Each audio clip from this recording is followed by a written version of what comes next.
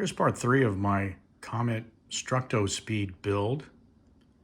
I decided I was going to jump forward here to this step, the assembly of the main wing, which consisted of cementing 4 ribs to the underside of this one-piece main wing and securing those ribs in place while they dried with a rubber band pulled taut around the top of the wing surface. That curvature of the rib would create the airfoil on that wing surface. So I did that, and it turned out pretty well. I still have a rubber band on here that kind of shows what they were diagramming. These ribs were just a little bit longer in all cases than the dimension of the wing itself, so that you could use that leading and trailing overhang to loop this rubber band around. And sure enough, it did create that curvature. So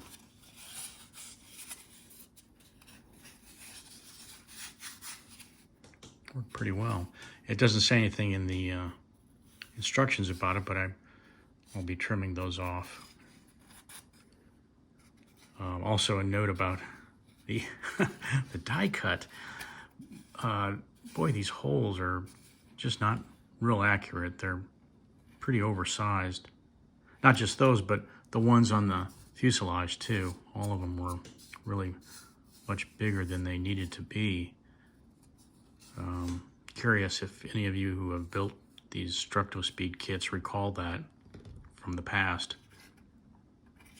At any rate, so this is where I am on the fuselage. I did add the nose former, and it curved this side, both sides of the fuselage around there using this seam that was already die cut in the wood as its breaking point, its curvature point on both sides there. Again, these oversized holes. Also I added a brace inside here, and I decided that I was going to go with the stiffer cardboard paper for the upper fuselage surfaces rather than just the regular stock paper. These just held the shape much better. This one will go on in that vicinity, and this one will go on right about here, somewhere like that. And this one is the piece that wraps around the cowling. So you see these two pieces will get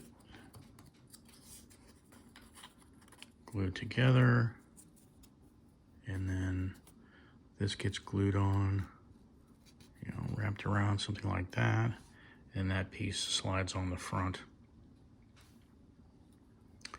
So all that's coming up. Next thing I'll probably do, I'm thinking, is add this piece to the bottom of the fuselage. This is a one-piece sheet that glues on to this part of the fuselage. Gets cemented down there, and then you actually trim off this excess on both sides. So that should work.